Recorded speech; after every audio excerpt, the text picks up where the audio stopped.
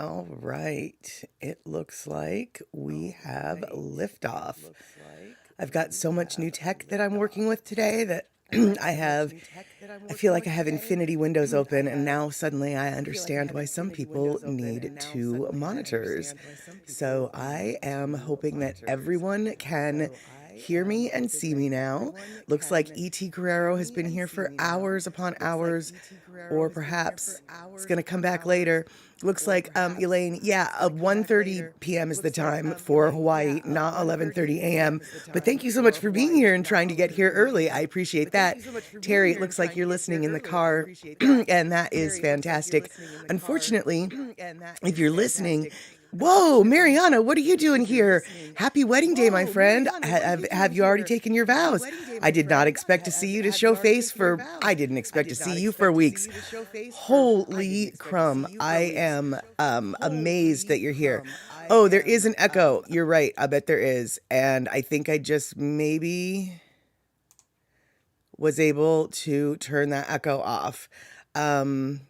Yes, I hope I did turn that echo off. So let me know if the echo has disappeared. And oh, you're at the airport waiting to board the plane. Fantastic. Excellent. Terry, thank you so much for letting me know about that echo. Is it, has it resolved itself? Shock, hey, good to see you. Thank you so much. Okay, echo's gone. Excellent. I know what caused it. I know what caused it. And now, because I know what caused it, I'm able to fix it. I have learned so much the past couple weeks. In fact, a few days ago, one of my most proud moments that I think I've ever had was when Photo Luke was testing his equipment online or on stream live, and he was having a problem with his headphones, and I was able to tell him how to fix it. I know, that's so silly. They're headphones. How hard can they be? Well, apparently hard enough that it took two brains to figure out how to make it work. And the only reason why I knew how to make it work was because Andy Boomatai from Daily Pigeon Live explained how to work them. I think he explained it to me twice, actually. So, Photo Luke, quick learner. I only had to tell you one time. Andy had to tell me twice. Yeah, that's how that works. So, oh, good. I'm so glad that you guys are here. And Mariana, are you flying into, let's see, you're flying into Oahu. Do you just have a direct flight from where you're at now? Or do you have another hop, skip, and a jump before you finally get to the island? Hey, Kenny Casey, good to see you. Thanks so much for showing face. I'm so glad that all y'all are wandering in. Lona, good to see you as well. I was hoping I'd see you today. Talking about roller derby, maybe put the roller derby bug in you so you can go to So Derby, just like someone asked you to try out for. Let's see. Oh, good. Darlene, oh, you guys are back from up north. Fantastic. Yeah, I missed you the last couple days on the Daily Pigeon. We all have. So glad to see you here. All right. Yeah. Okay. So, Mariana, good. Glad to know that today has been a great day. That's the dream everyone dreams for. But, some wedding days are a little bit more stressful than others, and weird things happen. So, I'm glad that you are still on the great meter, because that is exactly what today needs to be, is nothing but great. And honestly, I can't believe you're joining me here on this great day, joining us here on this great day. It makes us feel more like family. I'm so happy to see you here. So, hey, Sass, good to see you. I see you're going to help me tell the story of roller derby in a little bit. Sass Squatch is a former roller derby referee, roller derby skater, and I've known him since we were both 15, have gone to high school together. So, Sass knows me better than most everybody. Let's see here. So, oh, I didn't realize that you were eloping, Mariana. So much less stress. Yes, that makes sense. That makes total sense. And I've heard of parents who have offered money to their children. Just go elope and we'll have a party later, but the stress of a wedding is just too much. Just skip it. Everybody will be happier if you just skip the stress. You know what's up. All right, cool. Let's see here. We've got about 10 people, so I guess I will get into, oh, hey, Cindy, good to see you. Let's see here. Yeah, Shakalak, you're out. Yeah, where are you actually today on your motorbike trip? It sounds like you were. Oh, I need to get my drink. It sounds like you were on a beach somewhere. That sounds fun. I'm not on a beach somewhere, but I am drinking a mango smoothie today. Oh my gosh, medium 7 up. I can't believe you're here. So many people who are either in Hawaii or on their way to Hawaii are showing face today. That is just amazing. I'm so happy that all y'all are here. Hey there, Rick S. and Andre. Hi there. How you doing? So glad you're all here. Let's see here. Terry Gilmore. Oh, your husband's getting boiled peanuts from the Ruger Market. Wait, they've got boiled peanuts in Hawaii? I've never had boiled peanuts. I took a road trip and ended up in North Carolina, and in the town that we were staying in, or just outside of the town we were staying in, on this old highway, there was this roadside stand that had this huge cauldron, for lack of a better word, over a fire. And they sold boiled peanuts. And you could tell, like, that's cauldron had been there for hundreds of years. And I never stopped and got some. And honestly, that trip was a great trip. And I have two regrets with that trip. One, not stopping to get boiled peanuts, and two, not spending more time in Nashville. But honestly, the boiled peanuts are kind of a bigger regret for some reason. Oh, shock. Okay, you're now home. You took a trip up to a park you used to camp in when you were a kid and went down to the Chesapeake Bay Beach. They have, oh, nice, nice. Okay, awesome. That sounds like super fun. Let's see. Oh, wait, it looks like Darlene. Oh, you got a drop. Darlene, excellent. You and Rick did a drop to send to Andy with the grandkids. That'll be good to see. Cannot wait to see that. Although I think we all know that it's medium 7-Ups drops that we're living for right now, because he's the one in Hawaii that I'm at least living vicariously through. Um, Oh, you're heading back home after your local mocha breakfast and shave ice? Yeah, local mocha breakfast, I swear. It's like, okay, well, now that I've had my breakfast, it's time for a nap. I mean, loco moco is just belly filling. Cajun boiled peanuts are your favorite? Okay, right on. I didn't know that they came in flavors, but I guess that makes sense. I mean, of course, doesn't have to just be salt. Um, Andre, you've never had boiled peanuts, but you have had African peanut butter stew. I think I've seen a recipe for the African peanut butter stew, and it looked really good. But if I remember correctly, the recipe that I saw ended up like there was a lot of spices. It's just like, oh, if you don't like it spicy, just use 3 Scotch bonnet peppers. And it's like, if I look at a Scotch bonnet pepper, my mouth hurts. What are you talking about? If you don't like it spicy, only use 3. But yeah, until they got to the spices, it looked pretty tasty. Oh, Photo Luke, so glad to see you. I'm so happy that everybody's here. Um, oh, Terry, of course, the Hawaiian style have more of a Chinese 5-spice flavor. I'm not at all surprised. Not at all surprised. No, Mariana, boiled peanuts are not a thing everywhere. I've never seen them on the West Coast any place. That's why I was kind of surprised that they have them in Hawaii. I mean, unless Terry, are you not in Hawaii at the moment? I thought you were still on the islands. Or are you, oh, actually, yeah, where are you? You travel so much, Terry. Are you back on the continental United States? Um, let's see here.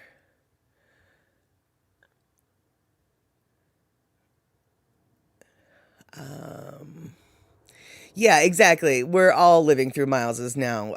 His little videos for in the 7-Eleven, and earlier today I saw the video that he posted of the all the different Hawaiian Sun and Aloha made canned juices. The infinity choices that you had, and I could see this is where I am just silly. But if I had been Miles, here, I'm talking to you. If I had been you taking that video of the all those juices, I would have ended up going through and picking like, oh, okay, so Aloha Made has an orange pineapple and Hawaiian Sun has an orange pineapple. So I'm going to get one of each. And I would end up doing stupid taste tests because I love doing taste tests. I gave myself a Pepsi challenge once because I thought that I liked Coke better. As it turns out, I like Pepsi better. Who knew? Yeah, so okay, Ruger Market is in Hawaii. All right, all right, all right. I'm not just I thought you were still on the island. Excuse me. So, I've heard of pickled watermelon rinds, and I feel like those would probably be good. But I haven't ever had them. I've heard of watermelon rind wine, and that was not good. On the other hand, I think I was 10 and sneaking it out of my friend's parents' refrigerator, and most wine doesn't taste that good when you're 10. At least not to me. My sister loved wine as a kid, but that's a whole other story. So, okay, Andre, you think Hawaiian Sun is better than Aloha Made? I don't think I've ever tried Aloha Made. Hawaiian Sun is the only one I see up on the continental United States. Oh, Darlene, I know that video that Miles posted of the peacock with the little pea duckling or whatever they're called. The peahen, I mean. Yeah, that was so darn cute. Yeah, all right, cool. So it looks like we've got some folks here. So I want to say thank you so much for joining me here on Chatter with Statter. As you probably know, I am here every Thursday and Sunday at 4:30 p.m. West Coast time, 1:30 p.m. Hawaiian time, and 7:30 p.m. on the East Coast. I would like to thank two people who I don't know if they want to be mentioned for giving me a donation today. I had kind of forgotten that I had put the PayPal donation button on my banner, but there is one if you do feel like donating. I will publicly thank those people if they want to be publicly thanked, but alas, I don't know if they want anyone to know, so I will keep it a secret for now. But if they let me know next stream, I will give them a shout out. But names notwithstanding, thank you both so much. It was a shocker to even see that happening. But if you like what we're doing here and you want to subscribe, definitely hit that subscribe button if you have not. And if you like what you're seeing, hit that thumbs up. If you don't like what you're seeing, hit that thumbs down. Engagement is engagement, and I don't mind either way. In fact, I think I got my first dislike thumbs down the other day, or today on this very video before it even started, and it made me smile. So don't even worry about it. Thumbs down all you want, thumbs up all you want. YouTube doesn't care. Engagement is what counts. That's a secret I'm letting you in on. Anyway, once again, though, I am super stoked that you guys are here. And I am going to take you on a wild technology ride. I have maybe figured out we're going to be all the guinea pigs here. I think maybe I figured out how to do fancy stuffs and things. So we are going to... let's see here. Let's see what's going on in the chat before we take the plunge into the world of roller derby. Okay, they do sell the Aloha brand drinks in the Dizzos on the mainland. I don't know what Dizzos is, so I don't think I've been there. All right, Mariana, get on that plane and do a drop as soon as you've got time. I am so happy for you, so jealous. Have a great honeymoon. Thank you so much for swinging by. Oh, hey, eMusic. Good to see you. So glad that you're coming in. Shakalak, the button is small. Can I make the button bigger? I don't know. I only use the little button copy link that that PayPal gave me. So I'll have to explore on that. I was so busy trying to figure out. I was looking for a specific thing I wanted to show you guys today, but I scoured the internet for hours, couldn't find this one clip that I wanted to show you, because check it out, I figured out how to show you guys clips from the internet. I figured out how to show you webs and things and pictures. At least I think I have. And so we are going to find out if I know as much as I think I know, or if this is an explosion waiting to happen. All right, yeah, so let's go into it. Sass is saying that he went to his first roller derby with Mad Statter and all the fun action. We fell in love with the roller derby and ended up being against the rules we later had to enforce. That is true. Yeah, Sass and I definitely went and saw our first roller derby bout together. It was Rat City Roller Girls at their beginning stages, probably 2007 or 8, maybe 2006. And Sass entered the roller derby world a year or two before I got there. He started out as a referee and eventually evolved into a skater, and then also was a non-skating official throughout the entire arc of his derby experience. I never really made it to be a skater, definitely was never a referee. I was a non-skating official throughout the arc of my derby experience, and I also, at the end of my derby experience, became an announcer. Either way, what that means is I know more about the rules than anybody wants to know, but if you ever want to talk derby to me, I am all ears. Yeah. Oh, hey, Pualani Local. Good to see you. I'm so glad you're able to swing in. This is a great show, stream for everybody to check out because I actually have learned some technical stuff that is a brand new leap in what we've been doing for the last month. The last month, by the way, over last stream, I think, was the month anniversary for all of us getting together on Chatter with Statter. I'm so happy that we've been able to make it a month. And in a month, I have learned so much and I have so much more to learn. So thank you so much for being on the ride. Like I said, it's going to be a little bit bumpy. We're going to probably... we're gonna see things on screen that are probably not what I'm supposed to show you when I'm talking about. We'll figure this out. There we go. So let's see here. Daiso stores, they got many in Seattle area, Japanese stuff and some Hawaiian stuff, says Andre. Interesting. I'll have to Google that after the show because I don't even know what you're talking about with that store. It doesn't even sound familiar, Andre. But if they've got Hawaiian stuff, I want to go see what they've got. So yes, I did say talk derby to me. Yeah, that's a saying we've got in the scene. Generally, if you are a first time roller derby spectator, you always want to sit next to someone who looks like they know what is going on, and they most likely will be more than happy to talk derby to you, explain to you exactly what's going on, which is exactly what we're going to do here today. Now, I know that plenty of you remember roller derby on the bank track, black and white TV every Saturday or Sunday, and there certainly is a bank track still happening in the world. However, because the bank track, A, costs so much to build, and B, costs so much to store, and C, costs so much to transport to whatever venue it is that you've got a roller derby exhibition or bout game, the bank track leagues are few and far between. Most people these days play flat track roller derby. And so roller derby as a sport is about 86 years old, and it has evolved from just basically a round the track race to the sport that we see today.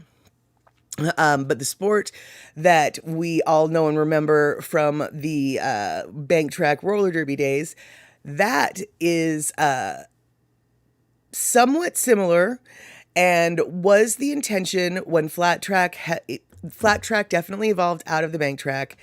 In 2007, I think, you guys might remember a movie called Whip It. That movie was based on a real league in Texas that I do believe still exists. And they were the ones to bring the bank track roller derby back. They were the ones to bring roller derby back as a potential sport. Well, that league ended up splitting in two, and they had huge drama. That's sort of a derby thing, but we'll get into that. They ended up having a huge split. And so the bank track league kept doing the bank track, but the people who got angry with the bank track people, they started their own thing. They started the flat track roller derby.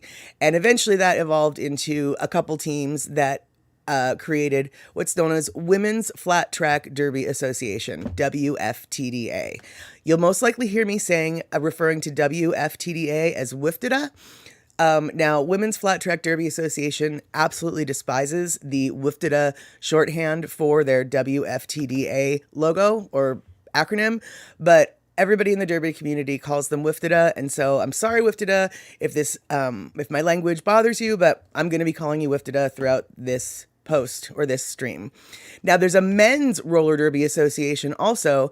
They are MRDA, and you will most likely hear me calling them MRDA throughout the this live stream. I always like to call them Mr. Da, but nobody else calls them Mr. Da, so I'll call them MRDA, and MRDA doesn't care if you call them MRDA because MRDA is way more chill than WFTDA, but that's beside the point. All right, so let's see here. We've got Terry Gilmore tells me there's a Daiso near Wajimaya King Street Station location. That's a very logical place for it to be. I'll have to check that out, Terry. Thanks for the heads up.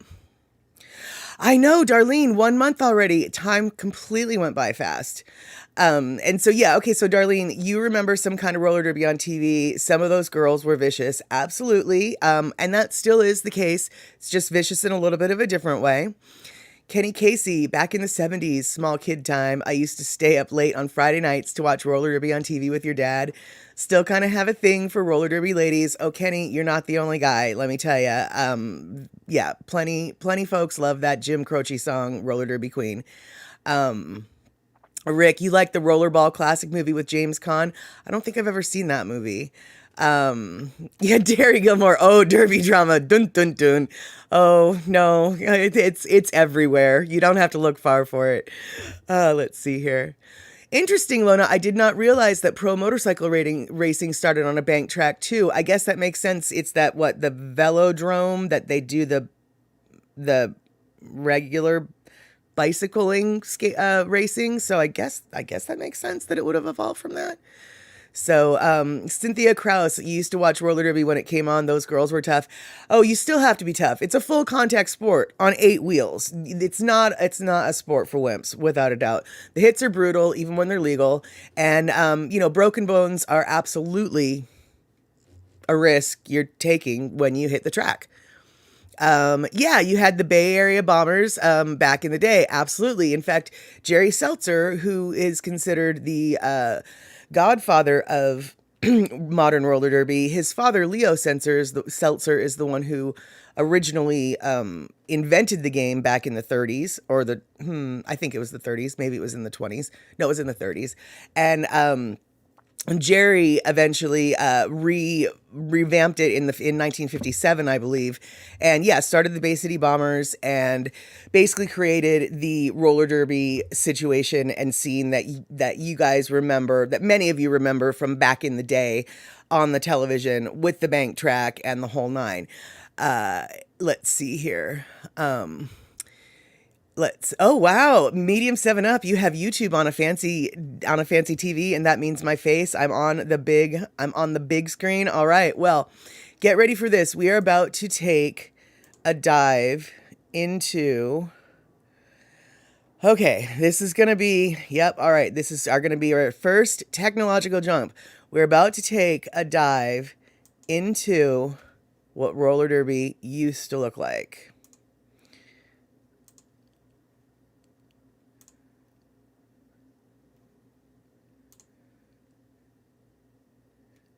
So, some of all y'all might remember just what we're looking at right here. This happens to be a Hawaii Warriors bout versus Shamrocks. I'm not sure where the Shamrocks were from. I think they might have been from somewhere in California, but I don't remember.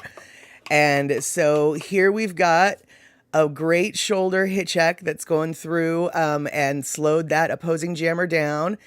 Looks like we've got another jammer right here who's coming through and considering calling it off, but decides that they've got enough time on the clock, so going to make another round. Going through, hitting the back of the pack, sliding through all those blockers of the opposing team, 5 points on the board. See, that is what I used to do for roller derby on the flat track. Flat track and bank track, very similar rules, but on the bank track, much more difficult to block people to the outside. That's the uphill. Most of the blocking's done to the inside, whereas on flat track, blocking to the inside or the outside doesn't really matter. It's a flat track, so yeah, so you can throw people off of the track basically, no matter which side you're going from. So we're going to stop this old video here, and I'm going to then answer a great question that Darlene has. All right, let's see here. Hold on. There we go. Okay, so that was an awkward screen transition, but I think I just did things and stuff. It looks like Andre and Kenny might have actually seen that video that just went through. You guys, we just experienced my first fancy pants thing that I've done on this stream. I showed you something other than my face. So all right, Darlene asks, and it's a great question, what is the object of the game or the goal? How many points till you win? All right, so the way the game is currently played, the rules have had many evolutions, and some of the details of how the game is played has changed. But the way the game is traditionally played now, it's a 60-minute game with two 30-minute halves. Each half is broken up into a jam. Jams are up to 2 minutes long. In the jam, you have both teams fielding up to 5 people. 4 of the people on the track are going to be blockers. 2 of the people on the track are going to be jammers. The jammers are the people who score the points. So, let's see what we've got here. I've got other things. I've got things to show you. All right, so right here, I think this might have worked. I just, in theory, if I know what I'm doing on my little stream thing, and I don't know if I do, so let me know. We've got 2 jammers on the opposing teams. We've got the gentleman wearing the black jersey for Your Mom Roller Derby, and we have got the gentleman in the yellow jersey for Puget Sound Outcast Derby. That's the local men's roller derby league for the Seattle-Tacoma area. Now you can see on the yellow jammer, both jammers have a star on their helmet, or they have a helmet cover with a star on it. That's how you know who the jammer is. And you'll notice that this is a helmet cover, not actually a painted star on the helmet, because the jammers can remove that helmet cover and pass that helmet cover onto the pivot. A pivot is the one who has the stripe on his helmet, on the helmet cover. And when the jammer passes the star helmet cover to the gentleman or the lady with the stripe on their helmet, that person with the stripe then will exchange helmet covers. And once the star is on their head, they become the jammer. And that's a strategy that is used for various reasons. We're not going to get into it. But ultimately, if you have the star on your head, you are the one who is scoring points for your team. So that's how points are, or that's a tiny start of the framework. Let's see if we've got any further questions in the comments, and then I will carry on with a lot more, because boy, I could go on about this. Okay. So it looks like, okay, so yeah, Photo Luke, I know what, I was super stoked when I found that old footage on YouTube, and I was just as stoked when I was realized I actually could show it. So, all right, so let's see here. Oh, you guys, Cynthia Krause, you remember going to dance concerts at the Civic Center where that roller derby footage was? That's excellent. Nice. All right. So Andre, it's funny, when you were a kid, you just thought it was about hitting people on roller skates. No, actually there is scoring to be done, and hitting is just sort of part of the fun. But no, it's actually a real sport. There's real stuff. And so, all right, so let's see here. So, okay. So, Shockluck, so this is a token-based full contact sport. I don't know what you mean by that, but that's okay, because we'll continue on with everything. All right, so when you've got the jammer, this would be an example of a jammer. He is broken through, and he is about ready to skate. He's probably broken through the pack, and he's about ready to go earn some points. This particular jammer, by the way, you might, if you were ever familiar with a cable TV show from 1999 to 2001, I believe, it was called Roller Jams. This gentleman, his derby name is Quadzilla. His real name is Mo Sanders, and he was on that cable TV show. And Jerry Seltzer, once again, the godfather of modern roller derby, was also a part of that show. It was one of the initial revamping, trying to bring roller derby back into the mainstream culture. And I believe it was that cable show that motivated the Texas roller girls, who had the original bank track for the women's thing with the flat track breaking up, the whole nine. So I'm pretty sure the cable show that Quadzilla was on sort of was a seed to that. Anyway, Quadzilla, for a time, lived up in Seattle, was a phenomenal skater with Puget Sound Outcast Derby. I think he lives in Texas now. But anyway, so we've got the skater, and the skater is going to basically try to get through this wall of blockers. And this is a pretty classic wall formation, very simple, but all four blockers are on the track, and they are going to make it as difficult as possible for that jammer to get in. As you'll notice, we've got the little stripy stripe on number 3. He is the pivot still, and as you can see, that little yellow bit between the legs of number 6, that is the incoming jammer trying to break through that wall. Now, sometimes jammers are able to get around the wall by jumping along the outside edge, and you can see that number, I'm going to say probably 858 in the black jersey, tried to do a hip check, but that particular jammer saw it coming and was able to take a jumpsy-dumpsy around that booty, and as long as he makes a landing inbounds, he will have passed that blocker legally and earned a point for it. Oh, Shakalak, the star cover is the token that is passed. Gotcha. Yeah, I guess you could put it that way. Totally. Yeah, exactly. Let's see here. So Kenny Casey and Andre, yeah, back then you had no clue what the point with roller derby was. You were just watching for the big tough girls on skates. I have a feeling that the vast majority of the audience was just as oblivious to the actual sport of it. But there is actual method to the madness. There is rules within the chaos, which is what makes the sport so fun. At least I think so. So as you can see, you are looking at some pretty crazy athletic ability. I am not one to make a jump around a corner airborne like that, and then, airborne like that, and then land it right. Okay, so Rick, enough with the rules. Tell us about the best nicknames. Okay, so derby names, that's hysterical that you should say that. Here, let me go back. Hold on. We'll get back to rules and things, but let's talk about derby nicknames. So back when roller derby originally started to get the revival in the 2007, 2006, 2008, I know that's not the order those years went in, but anyway, in that era, roller derby was super fun. It was all about what was known as the bout fits. Now, a bout is a game, basically.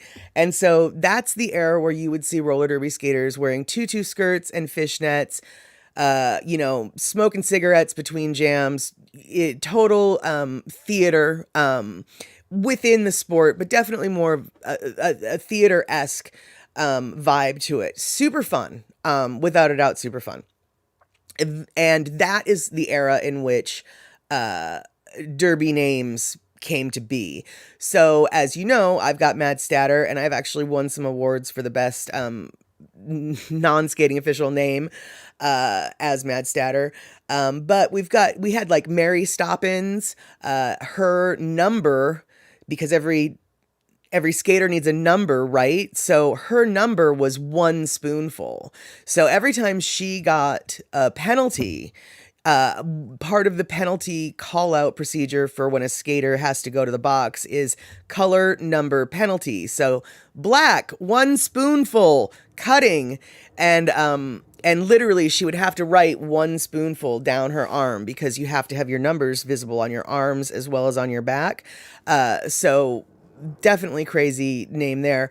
As the sport evolved, derby names became more and more frowned upon, and as the mainstream media took notice, for instance, ESPN3, there were times that skaters who had been around since the beginning and had names like Liquor and Split, she was not allowed to use those names on her jersey or during the broadcast. And any announcer who used her derby name, which was very difficult because if everybody who's been involved with Rose City, that's Portland, Oregon, everyone who knows who's been involved with Rose City knows that Purple 253 is Liquor and Split. That's just who Liquor and Split is.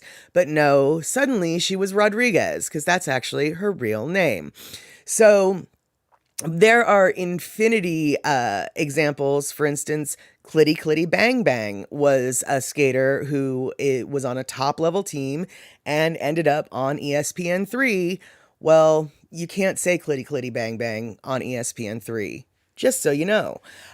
So she was CC Bang Bang.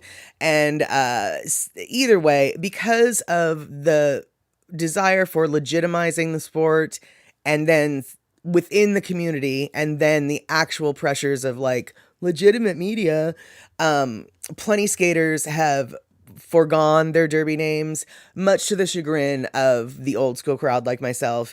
I will always be Mad Statter. On social media, people know me as Mad Statter. That's why I'm Mad Statter here. It's just, I am what I am. And I like those derby names. So, Andre, you wonder if any cosmetic surgery businesses sponsor any roller derby teams?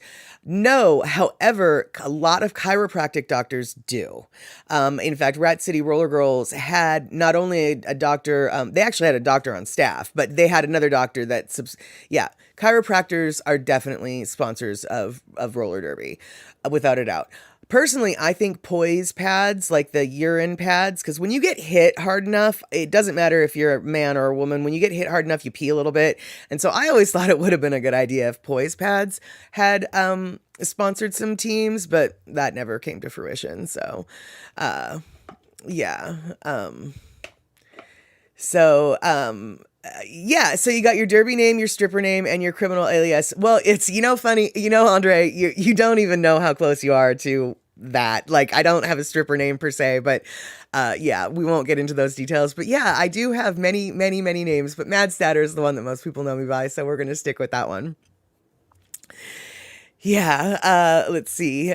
And shock. Oh, absolutely. In fact, actually, and it's not even, it has nothing to do with age. It has nothing to do with, how firm and toned you are down in your pelvic region. Okay, so roller derby happens all ages. There's Tootsie Rollers, which are like age 4 to 7. And then there's Junior Roller Derby, which is like age 8 to 17 and blah, blah, blah. So there's roller derby for all ages. So I was officiating for a group of teenage girls who were in a game, and one of the skaters, one of the jammers, got hit so hard that that when she landed, she said out loud, "Oh my God, I just peed myself." And she did actually pee herself so much that they had to stop the game for a minute and like clean off the track because it was wet, and you can't have a wet spot on the track when you've got wheels because that's just a recipe for danger. So yeah, pee happens without a doubt. I really, really think that poise missed an opportunity because you think of poise pads for all these like old ladies and everything, and that's fine. That's a great market, sure. But you've got these young, strong women who kind of need your product too, even if it's only for one day out of the week. I feel like they could have run with that, but I never saw anything. Shock, shush. I didn't get the tone. Yeah, all right then. Yeah, exactly, Andre. The new poise commercial you need when you get the piss knocked out of you, because that's actually what happens. And so, and so let's see here. How might a block happen where you get the piss knocked out of you?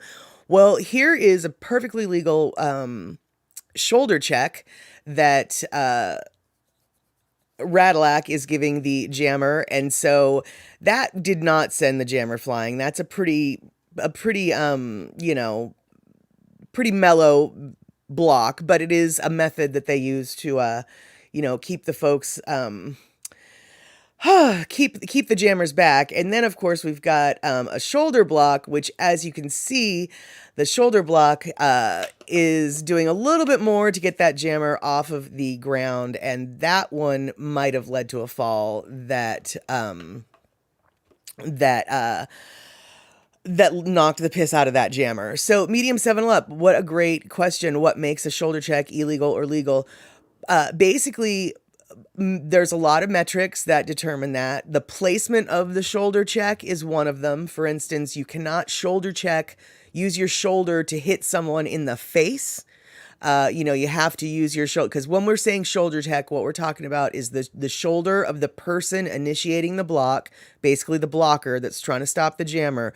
He's using his shoulder to hit that jammer somewhere. He's not allowed to hit that jammer. He is not allowed to hit. I'm going to bring my face back on screen since I'm explaining things.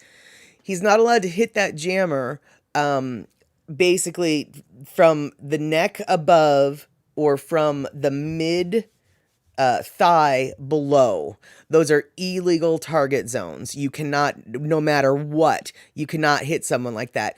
Now you're like, how in the heck could you shoulder block someone in the head? Well, height differentials, people leaning over, weird things happen in roller derby, but basically where the shoulder hits the person, you need to hit basically between the shoulder and just above the knee. And so if your shoulder hits in that target zone, it's a potential legal block. Another thing that makes a shoulder block illegal is if you maybe chicken wing your arm out after, you do a shoulder, but then you bring your elbow out. That's illegal. That's elbowing. You're not allowed to do that. And so you have to have a certain form to do your legal shoulder block, if that makes sense.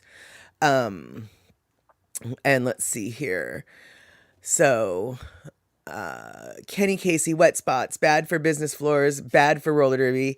Yeah, boy, did you clean that remark up? Yeah, there you go. Yeah, it's just it's bad all round. And then Darlene, or a hard jab in the gut, maybe that would do it for me. Just saying, then carry me off the ring. Absolutely, yeah. You're not. I don't believe. I don't think you're supposed to hit in the stomach, but quite honestly, I don't remember the nuances of that area. I do believe that you could hit someone in the gut with your shoulder and it still would be legal, but no, it wouldn't be lovely or comfortable. And you have to understand also, it's legal unless the referees, if a referee sees it is when it becomes illegal. So plenty skaters do things that are completely not legal. And, if it's outside of the referee's view, they get away with it. It is what it is. So,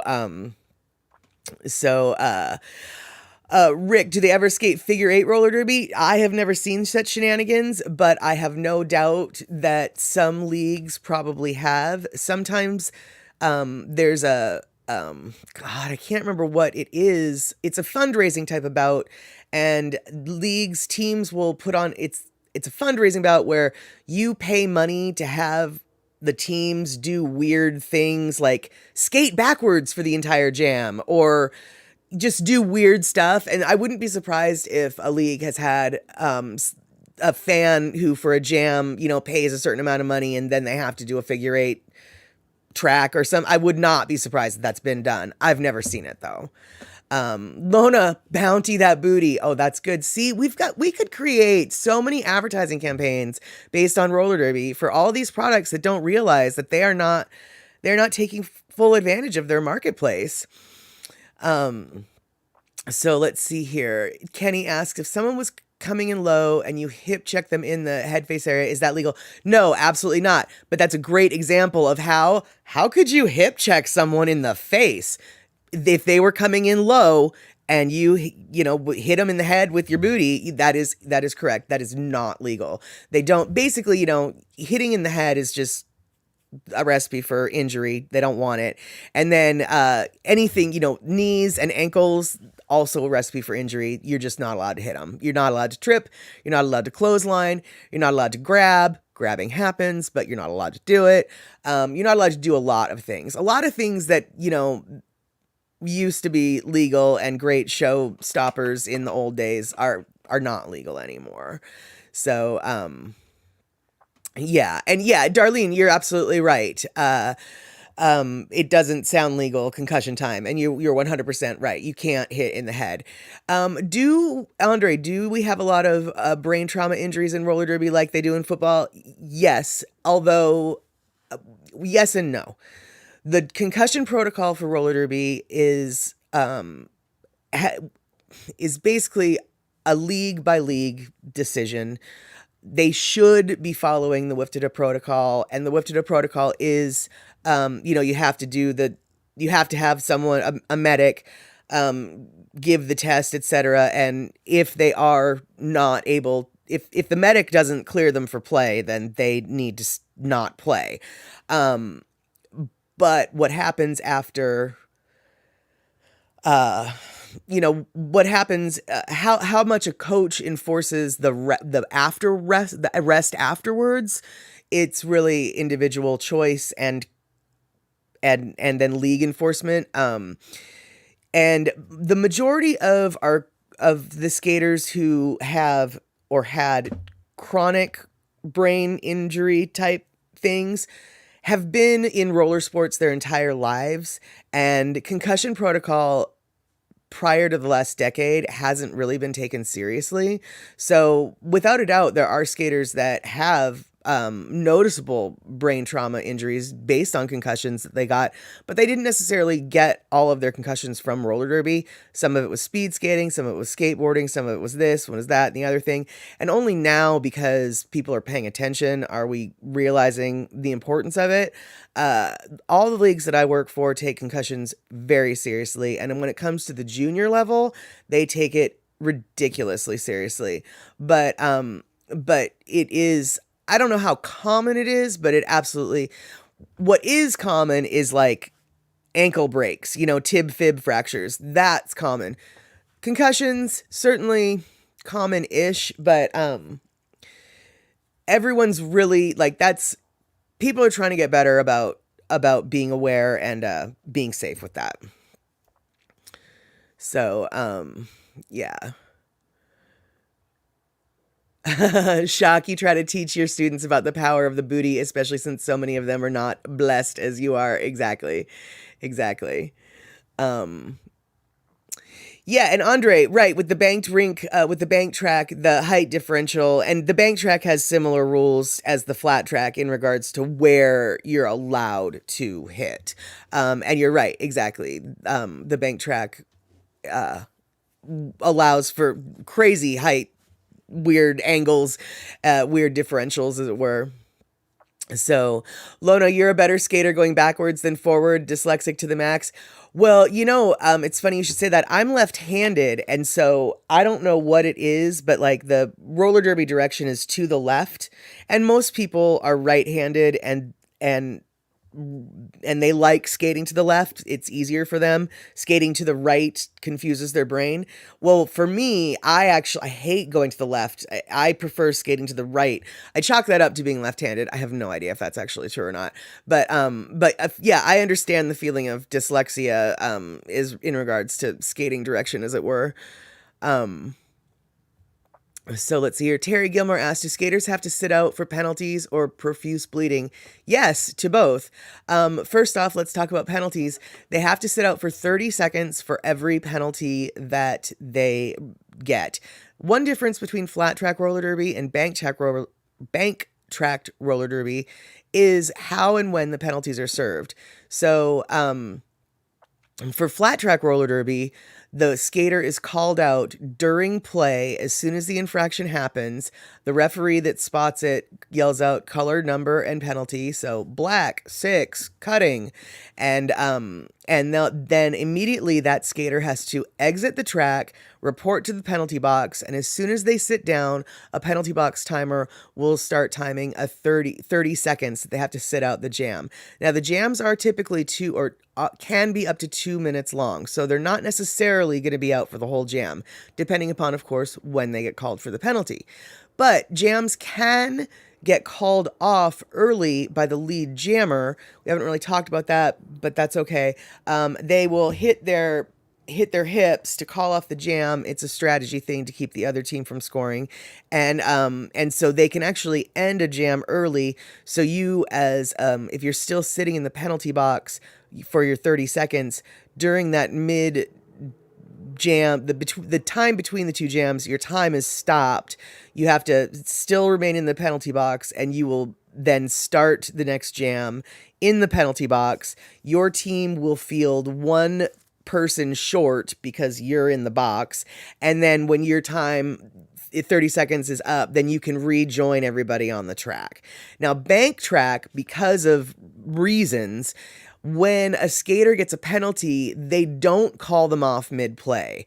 They call them off after the entire jam is done. Then that skater has to go to the penalty box and basically sit out for their allotted time and for the next jam, and then their team will be skating one skater short because they've got someone in the penalty box. So for safety reasons, they don't ask the skater to remove themselves mid-play on bank track. I think you can see why. So there's a difference there. Flat track, you're called off mid-play. Bank track, end a jam, and in the end of the jam where you committed the penalty is when you get called by the ref and sent to the box. Let's see here. So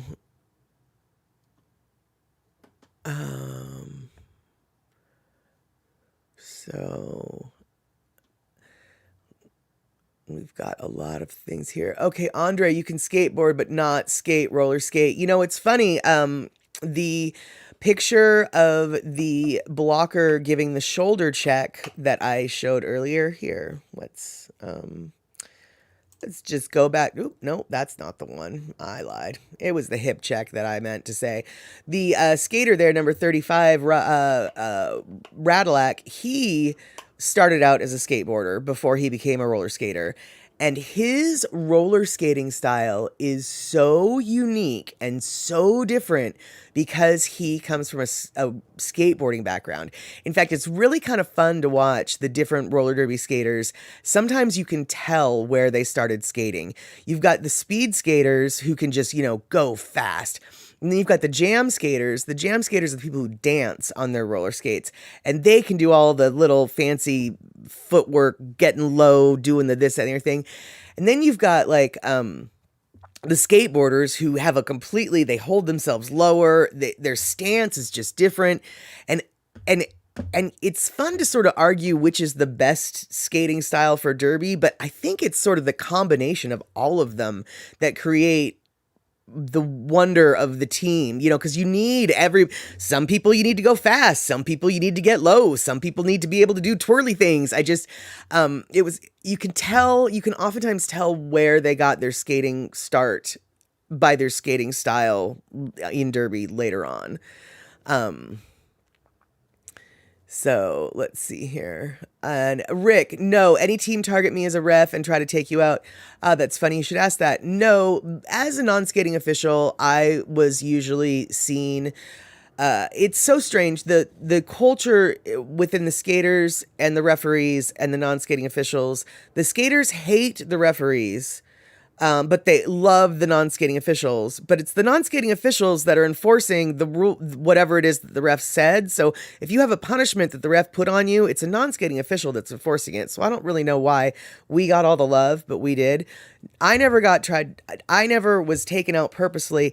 That being said, I have known people in the non-skating official role who have had bones that were broken because of roller derby, because a skater will be, say, coming into the penalty box so fast that they literally explode the chairs of penalty and chairs and skate, and it's a chaotic mix of chaos.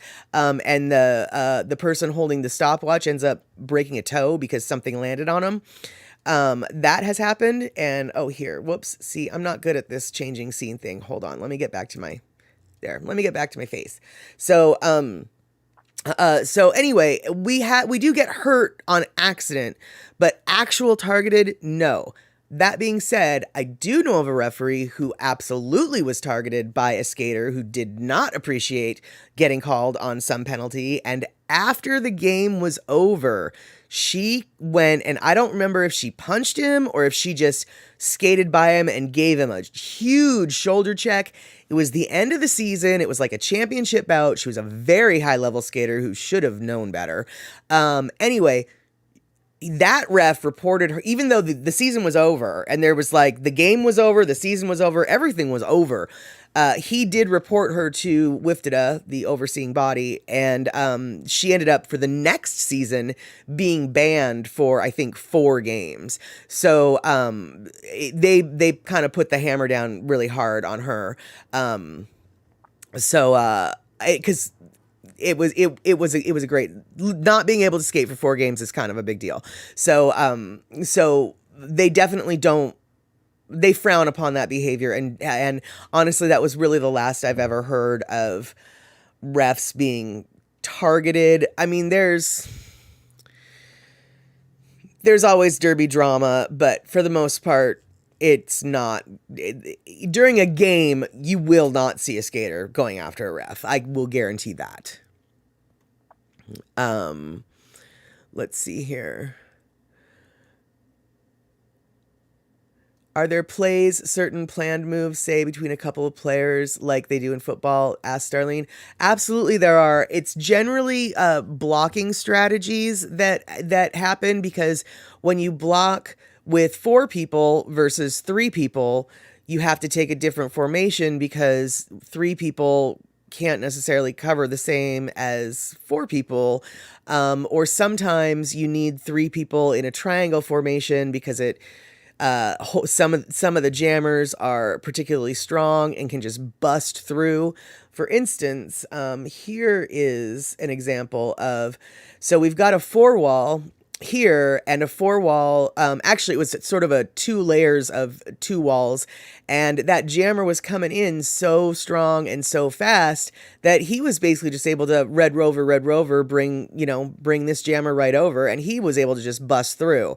So a strong jammer like that, sometimes it would have been maybe a better scenario to do what's known as a triforce or a tripod, where you've got 2 people holding the jammer back, and then a 3rd person out front holding the 2 people holding the jammer back.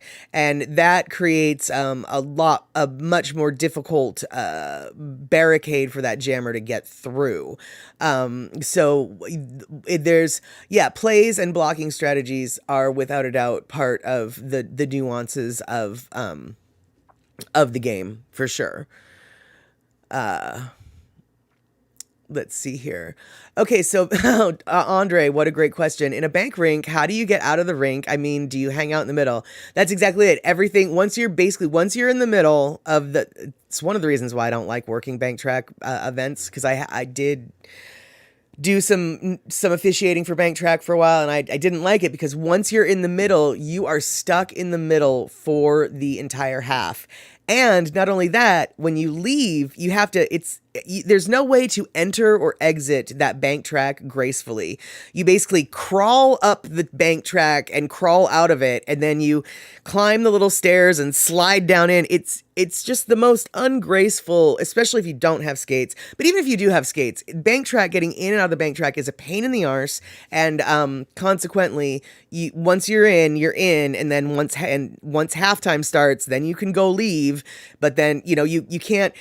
God help you if you have a bathroom emergency in the middle of something. You're gonna be there. You cannot leave. You can't. It's one of the reasons why I don't really like the bank track. So let's see here. So does that mean the last jam of the meet is the one that has the most violence? No, not at all, Shock, because you can be punished and have your all right, so let's see here. Some of the penalties that you might incur are egregious enough and dangerous enough that the referee could just be like, yeah, your penalty is so egregious that you are expelled from the rest of this bout. And not only are you expelled from the rest of this bout, you're not allowed to play in this bout. You have to go to the locker room and stay in the locker room. You're not allowed to watch the rest of this bout.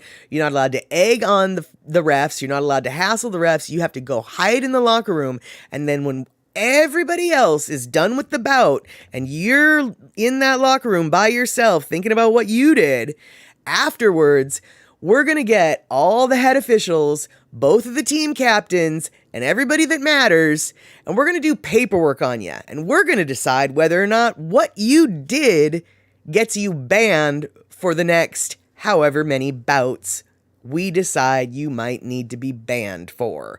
So you absolutely can be punished after the game to carry into the next game in a way, so no, they're not gonna, the last jam is not, is not any more or less violent than the rest of them. So Kenny Casey, when the jam is stopped early, how do the fans, so Kenny Casey, when the jam is stopped early, how do the fans and other teams who didn't stop the jam react to that? Oh, well, okay, so the other teams stopping the jam early with the taps on the hips is a strategy that everybody uses. It's part of the gameplay. So the other teams know to look for that. But basically what happens is the jammer who calls it off, that jammer has a dedicated ref that watches that jammer. Every jammer has a referee assigned to them. So that referee, when he or she notices the skater tapping their hips, they whistle 4 tweets. Tweet, tweet, tweet, tweet. Tweet, tweet, tweet, tweet. Yeah, 4 tweets, 5 tweets, 4 tweets, I think. And when they whistle the 4 tweets at the end of the 4th burst of whistle burst, that is when the jam is officially over. So if the jam ref doesn't notice that their jammer is calling the jam off, and everybody in the audience can see that the jammer is calling the jam off, the jam is still on. The jam is not over until the jam ref blows the 4th tweet of the whistle. So everyone at that point, the other team, the audience, the whole nine, knows that the jam is off. And once the jam is off, you better not hit anybody, because that will get you kicked out of the game. That is a whole other penalty, blocking. I don't remember what the technical term is, but that's a whole other penalty. So everybody knows, and the reaction, not only does the audience expect the jam to be called off, quite often the audience will be shouting at the jammer, and the jammer better not, unless their coach tells them to, but they'll be shouting at the jammer because people understand the strategy. Call the jam off, call the jam off. Because if it's like, a game where it's only 1 or 2 point differential and that jammer calls the jam off 2 seconds too late, and the opposing jammer passes 2 of their blockers, well, now suddenly it's a tie game. Whereas if they'd called that jam off not but 3 seconds earlier, that opposing jammer wouldn't have gotten those 2 points, and they would have still been winning.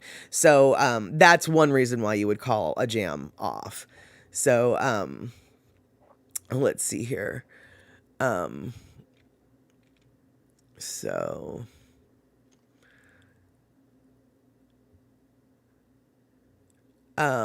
Are skaters to use their actual skates to check, a la ballerina kick? I'm not sure what you mean by that. So I'm not going to answer that question, Terry, because I don't know what you mean by that. Yeah, hurt on accident. Well, roller derby is just one big car wreck waiting to happen. That is true. Oh, allowed to use their skates? Oh, no, everybody uses their own skates. Like people custom, oh my goodness, some of these roller skates are like almost worth $1,000 once you get all of the everythings that you like. Just the boots alone can be a $500 to $600 investment. And then you've got, the plates, and you've got your wheels, and you've got your bearings, and you've got your this, and you can customize your roller skates as much, if not more, than a guitar player can customize his, Stratocaster. So you can end up spending a lot of money on your skates. And yeah, all the skaters use, you can't use like rental skates or like generic. You need, in order to play derby, you need good skates. And so, yeah. Let's see here. Yeah, bank track. Yeah, derby in all of its forms is a reason for the poise pads. Oh, Derby, I'm glad, or Darlene. Oops, just called you Derby. Darlene, I'm glad that you're finding this interesting. We haven't even scratched the surface. I mean, honestly, we could have many more episodes dedicated to roller derby. We won't anytime soon, but we haven't even talked about nothing for the most part at this point. And we're already more than an hour into the stream, and we've barely even. Let's see here. Let's see here. Oh, yeah, Darlene. Okay, so Darlene says, wow, that punishment's intense, but it has to be that way. Control so you don't have to have a person going crazy. Precisely. In fact, when I explained to you in no uncertain terms the circumstances and the protocol for expelled skaters, there was a reason why that protocol was developed. Because before that protocol was developed, we used to have skaters who had been expelled from a game. They would go suit down in the locker room and then go to the stands and sit behind their team and basically bitch and moan and complain about the refs and verbally harass the refs and create a huge ruckus, and sometimes create such a ruckus that they would have to be escorted out of the building. So the protocol for expelled skaters, after many years of figuring out what did and what didn't work, was developed into a pretty strict situation where, yeah, you get to go sit in the corner by yourself. We're going to pretend you don't exist until we're done with this. And once we're done with this, then we'll deal with you. But prior to that protocol, you absolutely know that there was plenty of crazy skaters because you're already pumped on adrenaline. Then you've got anger because anger and disappointment because you've been kicked out of a game that you want to keep competing with. You probably think that you've been done wrong. You probably think that you don't deserve to be kicked out. You've got all sorts of emotions running completely high. It is a recipe for a crazy person going out of control. And so, yeah, it does seem a little intense, but there's a reason for it. And you nailed it on the head right there, Darlene. Andre, isn't it weird that when a ref in sports gets assaulted, it doesn't go to the legal? It wasn't an assault to such a degree that your point is 100% taken. Yes, it is weird. It is weird. It is weird. Photo Luke, so complex you never realized. Yeah, it's controlled chaos, and I know it just does not even make sense unless someone sits down and talks derby to you. And that's why that is a phrase that we use in the derby community. I'd love to say I coined it. I did not. But basically, in order to really get into the sport, you kind of have to know about the sport, but the sport is so chaotic. How can you know about the sport? And there's so many little things. So yeah, if you ever do decide to go check out a roller derby event, go sit next to someone who looks like they're a crazy fan and then ask them stuff. Because the moment you tell them, like, if you said to them, okay, now what does the star mean? Oh, you've got a friend for the rest of the bout who's going to be in your ear explaining to you everything.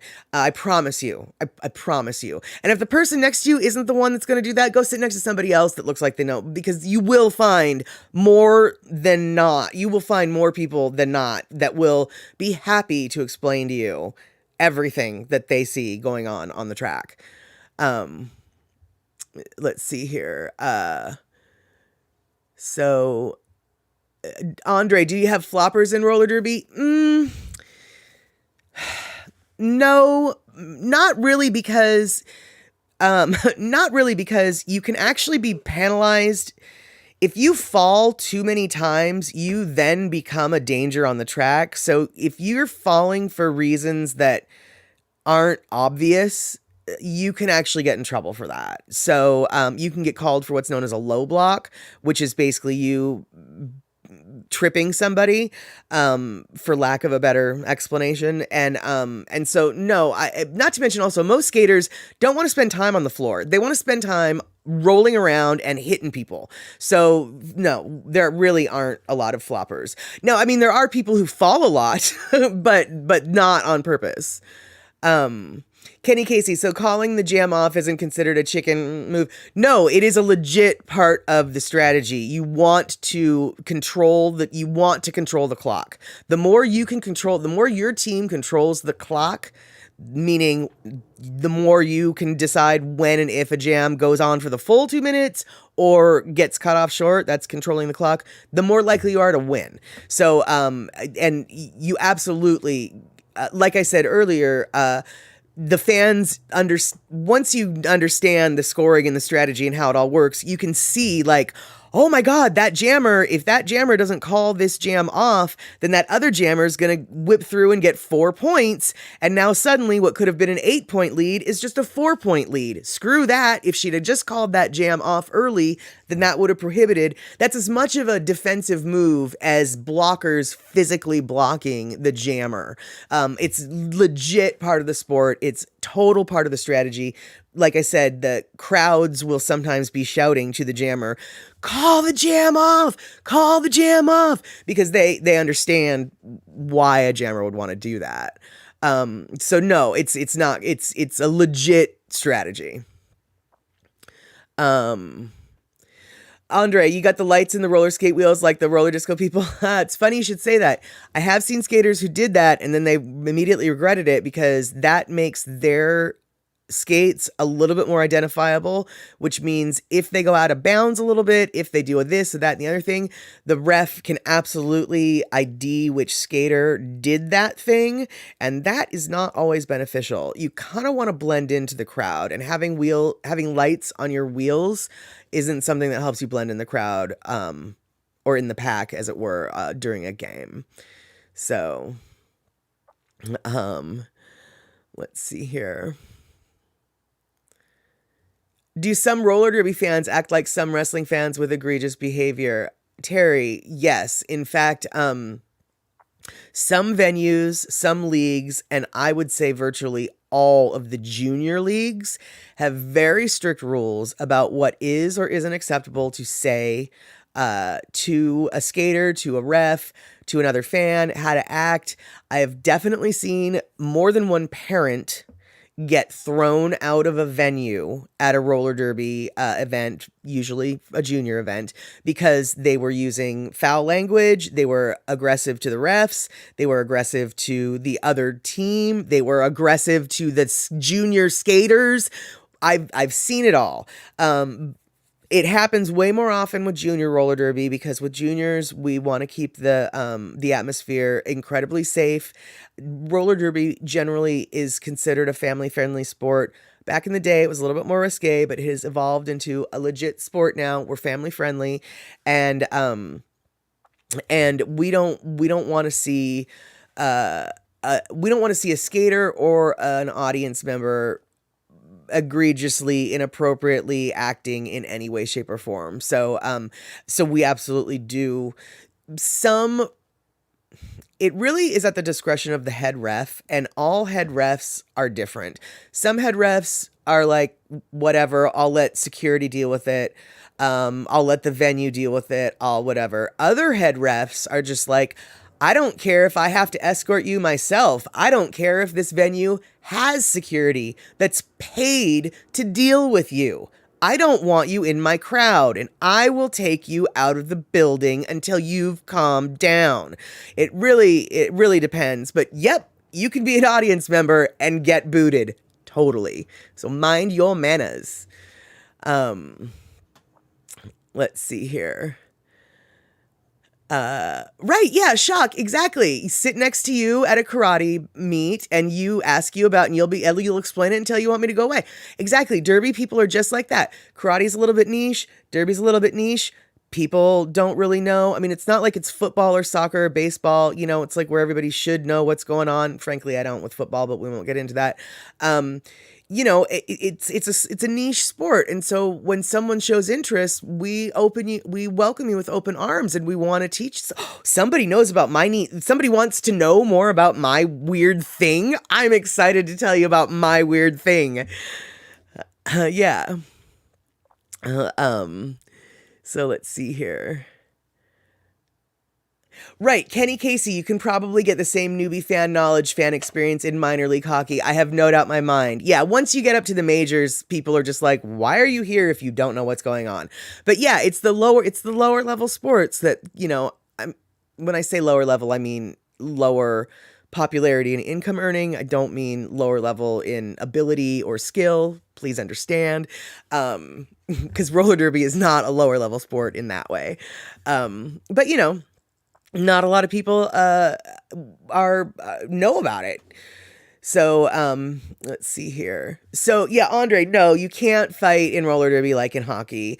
Back in the day, they were back in the day, it was a little bit more rough and tumble. And Michael Anthony Smith, I don't know if he's here today, but he saw me on Facebook earlier. There is an if I can find it, my friends, I will eventually show it to you.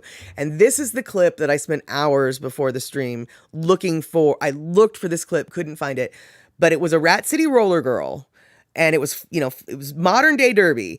And we think, my derby people who are helping me look for this, we think it was a Detroit team that Seattle was playing against.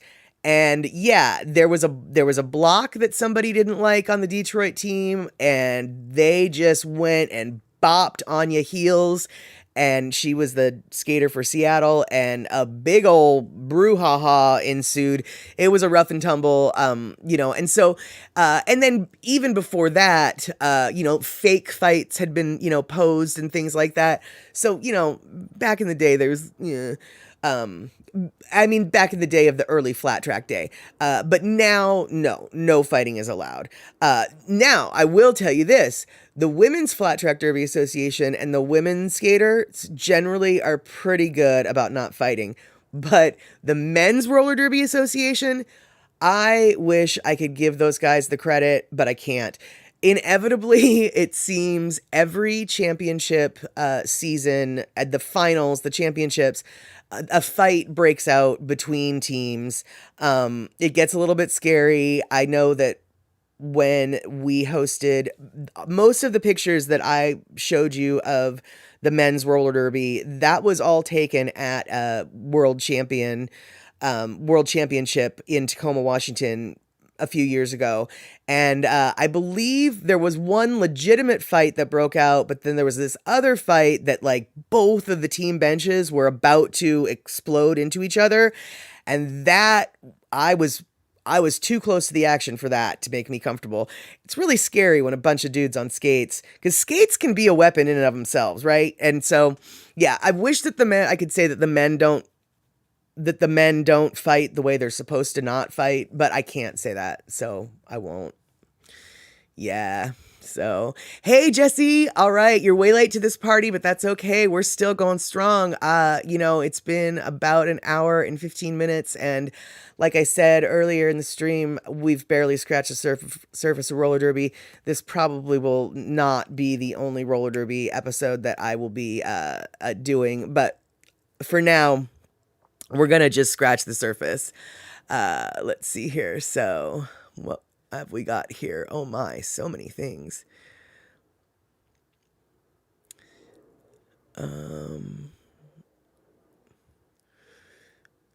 Yeah, okay, well, Shock, right, okay, and, Shock is channeling her inner Mad Statter when it comes to karate, so Shock says, it doesn't even need to be at an event, I'll, talk to anybody about karate. Right, exactly, which is why, Shock, maybe you should do a live stream about karate, because here I am, for an hour and 15 minutes talking about roller derby, and we're not at an event, yeah, I could talk forever about roller derby, and I'm not at all surprised that you could talk forever about karate. So let's see here. Yeah, no, back in the day, they fought a lot in roller derby. That you are totally correct. And I don't know what the rules and or protocol was in regards to that back in the day. But I do know that was pretty common. And that's part of the reason why when flat track came back, or what evolved into what it is, the fights were staged because it was expected. But some of the fights were legit too, but some were staged. I can tell you that. In Rat City, at least. I'm not saying that everywhere. But no, it's very illegal now.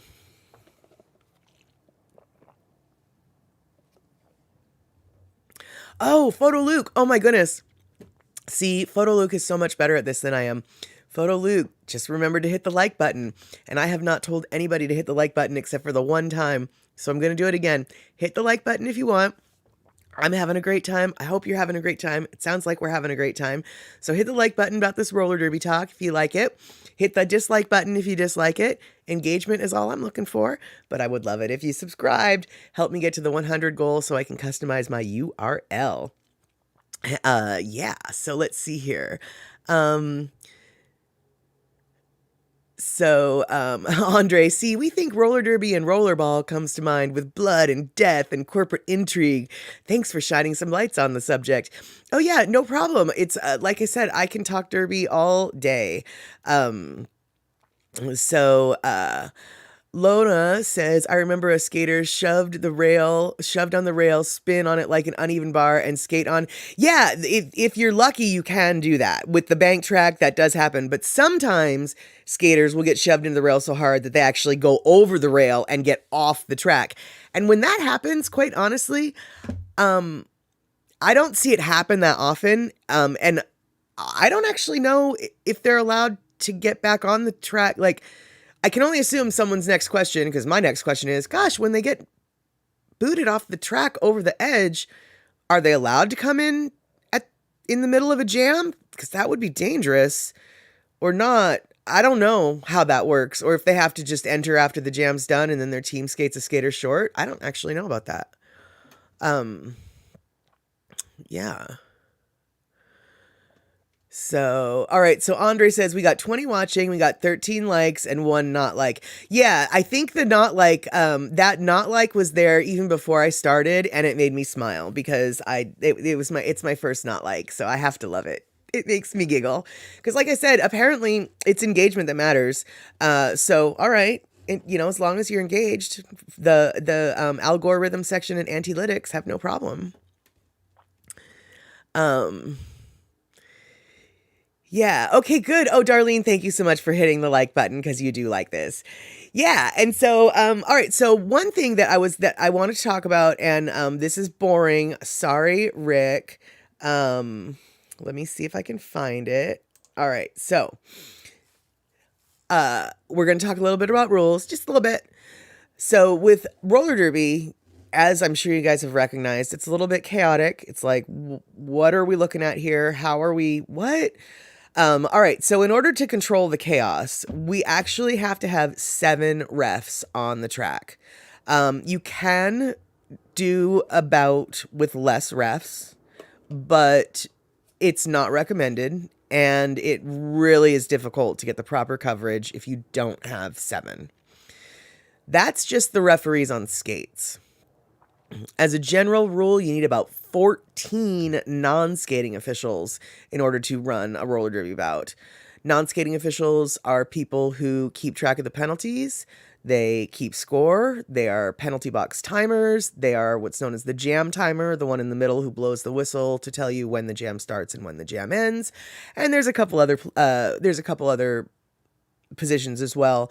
Either way, it takes a whole passel of folks, more officials. There are more officials on the track than there are skaters on the track, oddly enough. So these are the 7 refs. The guy in the middle with the black MRDA shirt, he is not a ref, but you can see right next to his head, there's a little tiny helmet that's black and white striped. That's the other ref there. So these are 7 refs having a little powwow in the middle of probably some kind of major a penalty review. Sometimes coaches disagree with what the refs say. And when the coaches disagree with what the refs say, oh wait, I don't have that picture. All right, never mind. But when they disagree with what the refs say, they will call an official review and they will go out to the middle and say, I think you did this wrong. Talk about it amongst yourselves. And then they'll review and figure out whether or not they did that. So the 7 refs, though, let me just break it down for you. As I mentioned earlier, each jammer has their own dedicated ref. So that boom takes care of 2 refs out of the 7. And those 2 refs will be marked with a star on their helmet as well. So you'll know which ref belongs to which jammer. They'll have coordinating colors. And the jammer refs are the ones who basically declare the points that the jammer has scored as they go through the pack. And then that jammer ref will put up the number of points, and then the scorekeeper and the scoreboard operator will take care of it so everybody else can see how many points were just thrown. Then you've got two other refs. Now, the jammer refs are in the middle of the track. You've got two other refs that are in the middle of the track. So that's 4 refs total. And those two other refs that are in the middle of the track, they're watching all the blockers. And every ref can call penalties on any skater. So they're all looking, but basically the jammer refs are, for the most part, looking at what their jammer's doing and what is happening to their jammer. And then the other refs are keeping track of other penalties and nuances like pack definition, which we haven't even gotten into, and we won't. And then the remaining 3 refs are located on the outside of the track to watch the entire pack and to see the outside penalties that get caught. Because back in the day, they used to only have the referees on the inside of the track. And so any penalty that took place on the outside of the track that was sort of visible to the audience, oftentimes there we go. Back to me. Oftentimes the refs wouldn't see it. And so they finally figured out, hey, we need refs on both sides. So unlike bank track, which only has refs in the middle, flat track has refs with views from the inside and from the outside. So there's a lot more coverage and a lot less ability to get away with shenanigans. Because back in the day, a lot of shenanigans were pulled on the outside because there was no ref to see it. And like I said earlier, it's really technically not illegal unless the ref sees it, right? If you get away with it, it gets done. It got done. You did what you did. So they eventually evolved to have the refs, some of them on the outside as well. Let's see here. So, Andre, you got stars and stripes in roller derby, very patriotic. Yeah, I guess so. It's funny, I never thought of it that way, but you are correct. Stars and the stripe. That's the helmet covers. That's how we do it. All right, so. Oh, Michael Anthony Smith just showed face. Excellent. Yeah, Michael Anthony Smith, I looked for that roller derby clip of the fight that you saw mention on Facebook earlier today, and I have not been able to find it anywhere. That being said, the moment I find it, I will be posting it everywhere, and I might even bring it to the show. I will be bringing it to this stream. So, but I guess you didn't miss the clip, and the clip is not going to happen. So I couldn't find it. All right, so.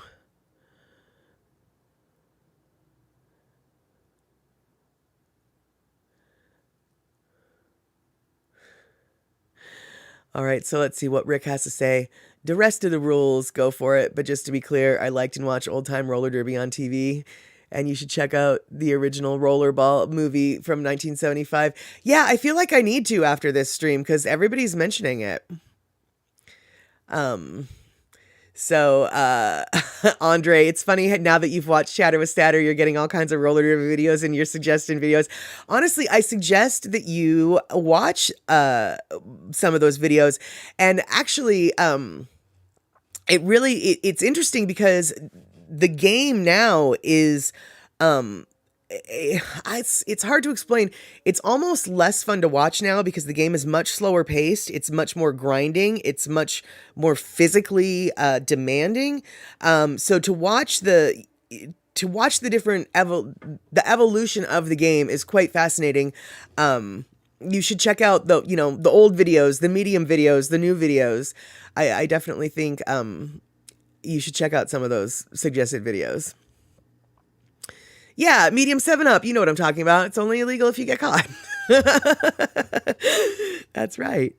So yeah, Michael Anthony Smith. I promise you, if I find that clip, I absolutely will be showing the clip of because one of the reasons why I want to show that clip so much is because it is an actual fight in roller derby, which really doesn't take place very much. So it's kind of a rarity, but at the same time, it's what everybody expects, and so I would like to give you what you want, but I can't find it. And what's so frustrating is I know it exists.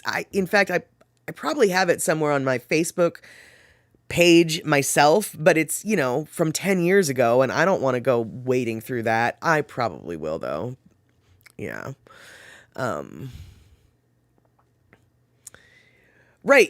Kenny Casey, you said it. You outlined it perfectly. Outside refs take care of the no cop, no crime penalty problem. That's exactly it. Now, sometimes there's not enough refs. So there's only 2 refs that get to roam the outside, and that gets a little bit tiring because, when you're on the outside of the track is now suddenly bigger than the track itself, and you have to keep up with the skaters, and sometimes the pack moves really fast, and so it's ideal to have the 3-person on the outside, but occasionally they do have to scrimp and skimp. Skimp, I think, is really what I'm looking for there, and yeah, and it's always the outside pack refs that get cut first. So, let's see here.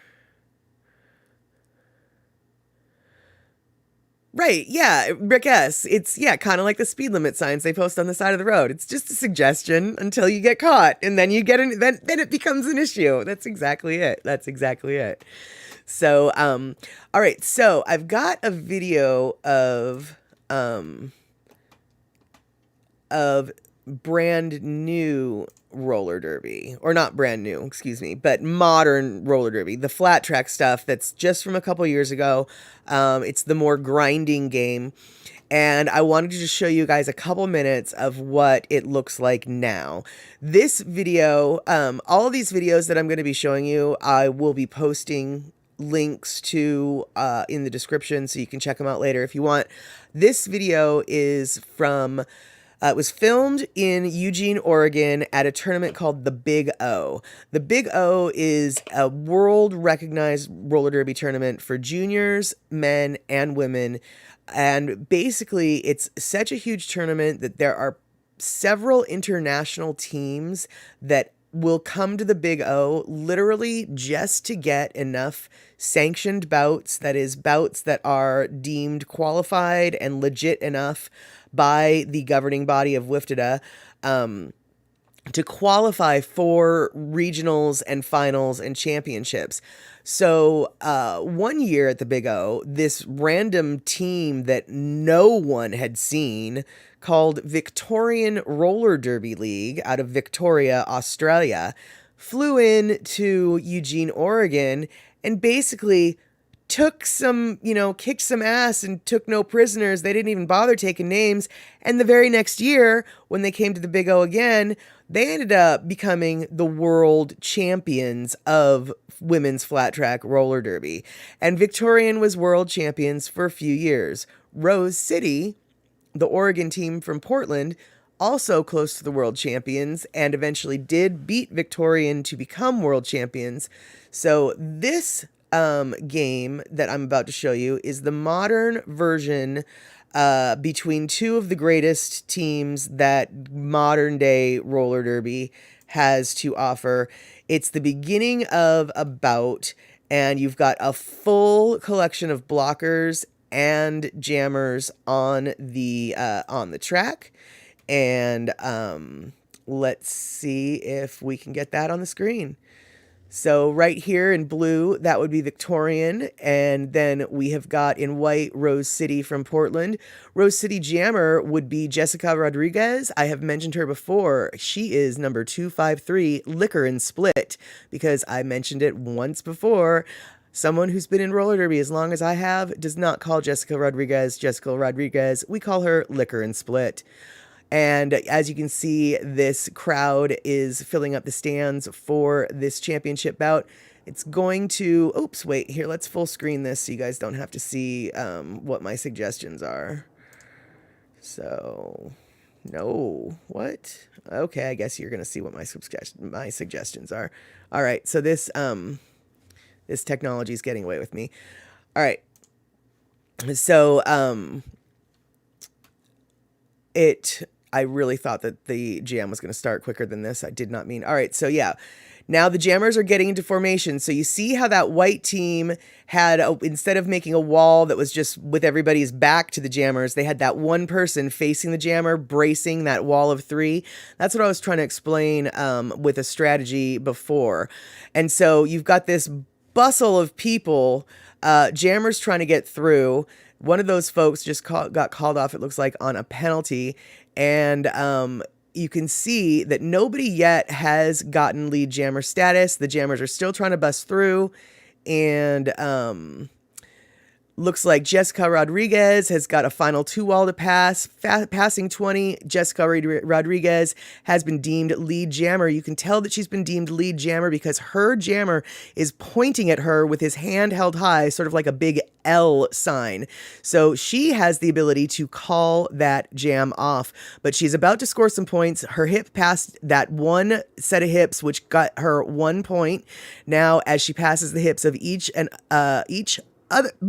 all the other skaters, she earns other points, taps those hips, calls that jam off. 4 points for Rose City, but unfortunately, as you can see, Victoria also got 4 points because their jammer got through and also passed 4 skaters. So because she didn't call the jam off quick enough, Victoria could have been held at 0, but got that 4 points. Now, Rose City got 5 points because the Rose City jammer passed the Victoria jammer, and so she got an extra point for that. However, rules have changed recently, and that jammer point is no longer given.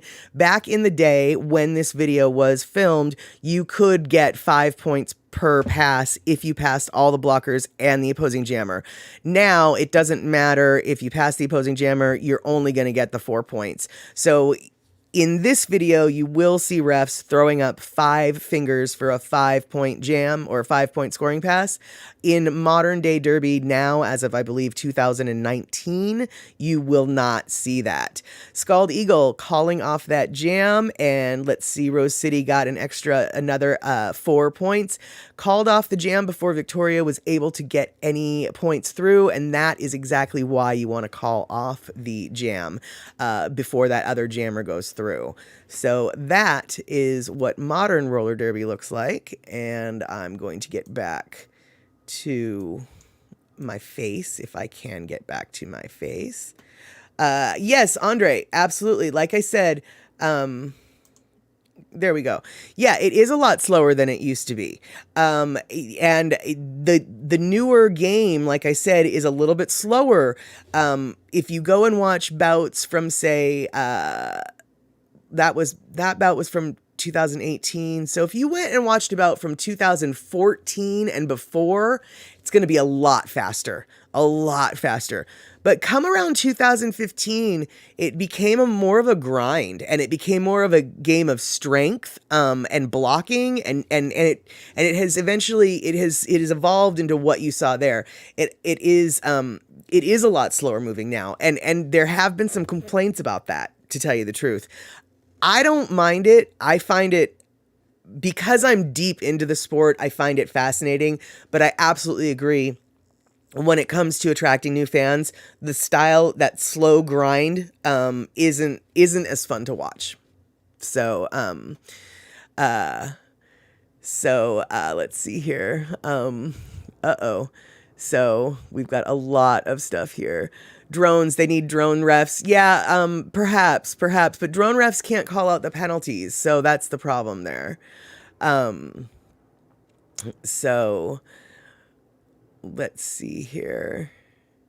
Rick, yeah, speed limits. You were on a long drive this afternoon. It felt like slow guy at the 80 miles per hour. Yeah, I was doing 80 on I-5 last night. It was wide open.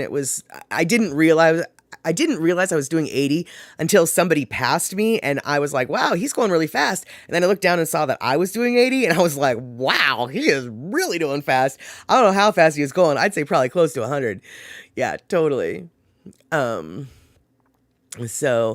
Terry, you are correct. The grinding nature of the latest style of roller derby play is absolutely rugby-esque, but on wheels. It definitely has that scrum feel to it, and it's not as fast as the typical. And bank track doesn't have bank track is generally a more fast-paced game, because one of the rules in bank track is you're not allowed to skate back. You always have to keep forward momentum. Whereas flat track, you can skate back, and that creates a whole different set of issues. So, yeah.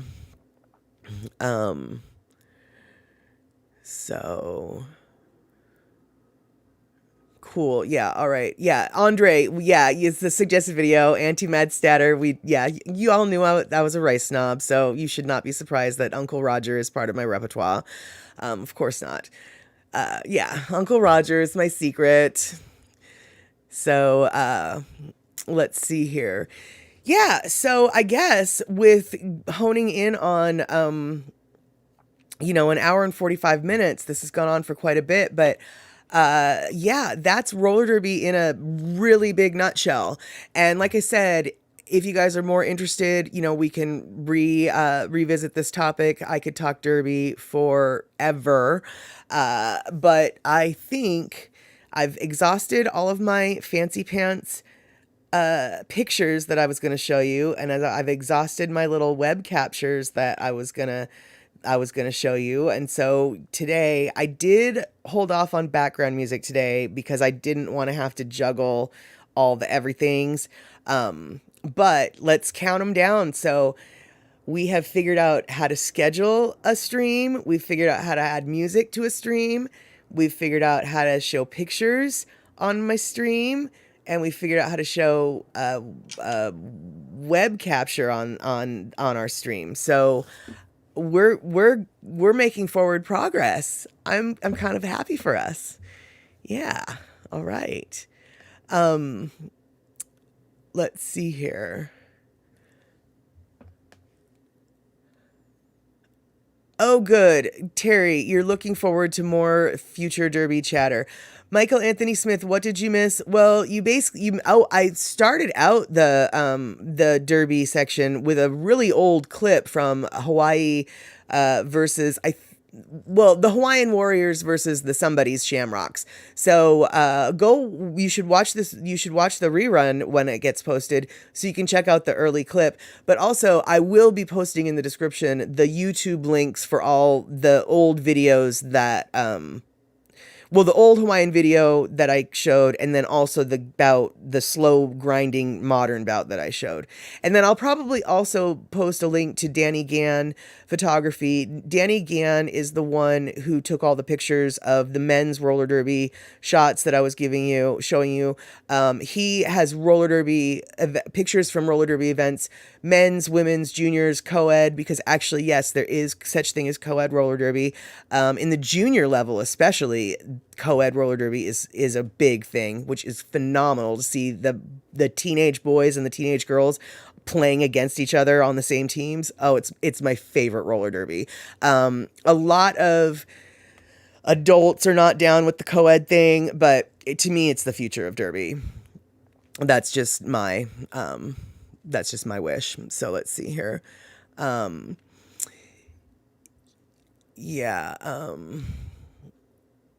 Yeah, well, it's funny, Andre, the Tongan and the Samoan women, there are some leagues that do have those bigger women, and they are sometimes when you put a bigger woman as a jammer, the one who goes through, you think you need to be tiny and fast to get through. No, sometimes it helps to have a bigger jammer, and you can just bust through the walls like the Kool-Aid man. Oh yeah. And I've seen plenty jammers that are of people of size, both men and women, and they're tough to stop for sure.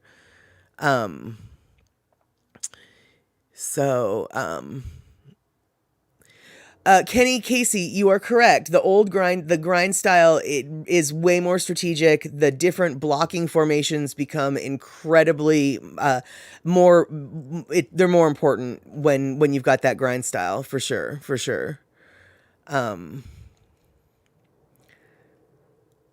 So, Shockalock, yeah, it's funny that your thing gives your Fitbit thought that you did 22,000 steps today. That's funny. Yeah, Michael Anthony Smith, I'm telling you, the co-ed roller derby is phenomenal. I understand why people are concerned about it, but when you see, I guess there's supposed to be a strength differential between, men and women, boys and girls, whatever. And oftentimes that is true, but roller derby needs so much leg power, and females have that over men. Men are more about the arms. Women are usually stronger legged. It seems like with the requirements of the sport, like the pros and the cons of each physique type, it all evens out. Like there's a time and a place for each need. And I don't know. I don't really feel like the boys have an advantage over the girls, or the girls have an advantage over the boys. The co-ed derby is, I just can't say enough good things about it. Yeah. Right. And then Andre, exactly. In junior high, the girls were way tougher than the guys, and more coordinated. Exactly. So it's like, yeah, there is a strength differential maybe later on, but in the junior level, I feel like the teenage boys and girls, if they are comfortable with that, it's the way to go. And the reason why this is happening in the junior level is because roller derby in the adults have a men's and have a women's, but in the junior leagues, there's not enough boys interested in roller derby. So there's not enough boys to create a boys only league. And so girls have had roller derby for decade now. So when the little boys wanted to do it, we had to figure out what to do with the little boys. But if there's not enough little boys to create a team, let alone another team for them to play against, well, then we're just going to have to put them in with the girls. Well, some skaters didn't like that. Some parents didn't like that. So what eventually ended up happening was the junior league decided we'll have girls only roller derby and we'll have co-ed roller derby. But right now there is no boys roller derby. And that's not because we don't think boys deserve roller derby. It's because there's just not enough interest. So the boys, by definition, are forced into co-ed roller derby, whereas the girls are actually given a choice. One day I hope that, frankly, I would like to see co-ed remain. I do believe that it will probably, if the sport continues growing, it probably will separate back to boys leagues versus girls leagues being separate. But I really do hope that they keep the co-ed, because it's really wonderful. So let's see here.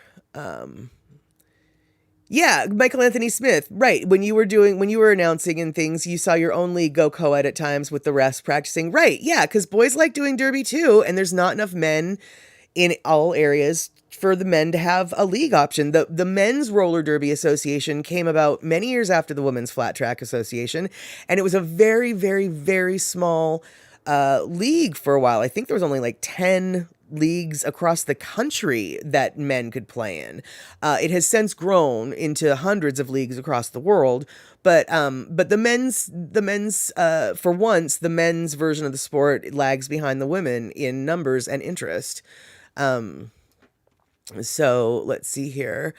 Andre, the guys in roller derby look smaller than the women in the videos I showed. Yeah, well, the funny thing is actually, when it comes to men's roller derby, to me, men's roller derby is exactly the epitome of why co-ed should exist, because there are, on the Puget Sound Outcast roller derby, there literally are skaters that are 6'7", not in their skates.